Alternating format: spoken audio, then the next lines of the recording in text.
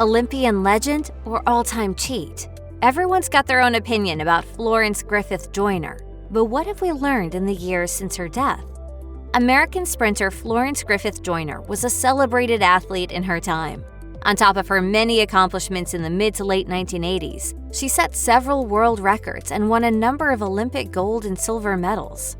Joyner's extravagant personal style and charismatic personality set her apart from her athletic colleagues, both in and out of competitions. Sadly, when an athlete is as successful as Joyner was in her lifetime, suspicion often follows. Such was the case all throughout FloJo's career, relating in particular to the use of HGH, or human growth hormone. The accusations leveled at Joyner began in earnest 1 year after the 1988 season. During this time, Joyner displayed rapid improvement in her performance. I felt good. People were probably doubting me now. Can I run 10:49 again? And I do believe that I can. The speculation regarding her drug use only intensified when Joyner died suddenly in 1998 at age 38. As it turned out, the autopsy report revealed not only what had killed the athlete, but also the question of whether performance-enhancing drugs had played a role in her death. Joyner, a graduate of the University of California, Los Angeles, first caught the attention of track fans at the 1984 Olympic Games, which took place in her hometown of Los Angeles. She won silver that year in the 200-meter race, but was nevertheless disappointed with her performance, so she retired.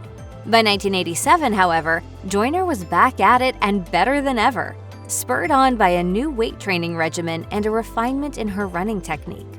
This hard work paid off for Joyner in the 1988 Olympic Games in Seoul, South Korea, where she set a world record and won 3 gold medals and a silver. According to Joyner herself, her sudden improvement in her performance came down to a strict diet and intense exercise. In 1988, however, fellow American sprinter Darryl Robinson claimed in a paid interview that he had purchased HGH for Joyner at her request. Joyner denied these allegations and passed several drug screenings, though HGH was not tested for at the time. In fact, it wasn't even banned by the International Olympic Committee until that year. To this day, there are few ways to definitively prove or disprove if an athlete has taken HGH, and for this reason, it's speculated to be among the most abused PEDs in athletic competition.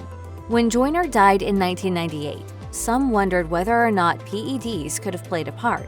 As far as the toxicology report is concerned, however, Joyner only had acetaminophen in her system, as well as the allergy medication Benadryl. Neither drug was ruled to be a factor in her death. Joyner had instead been killed by a congenital brain condition called cavernous angioma. This rare brain condition causes blood to pool outside areas where it normally would, particularly in the brain and spinal tissue. Symptoms of cavernous angioma include headaches and epileptic-like seizures that can sometimes lead to suffocation, which is exactly what happened to Joyner. Roughly 25% of the population suffers from this condition, and it's possible to live your life without ever knowing it. Nowadays, CAT scans are able to catch cavernous angioma, and notably, there is no known link between the condition and PED, steroid, or HGH intake. At the time, then International Amateur Athletic Federation President Primo Nebbiolo said, "This report ensures that Florence Griffith Joyner will be able to rest in peace." According to her autopsy, Joyner's official cause of death was ruled to be seizure-induced asphyxiation on account of a congenital brain condition. In the minds of some, however, this was not enough, and the Olympian's supposed drug use was not totally put to rest.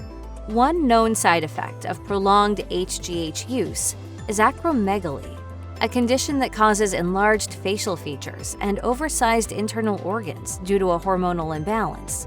Symptoms of acromegaly also include abnormal bone growth, particularly in the hands and feet.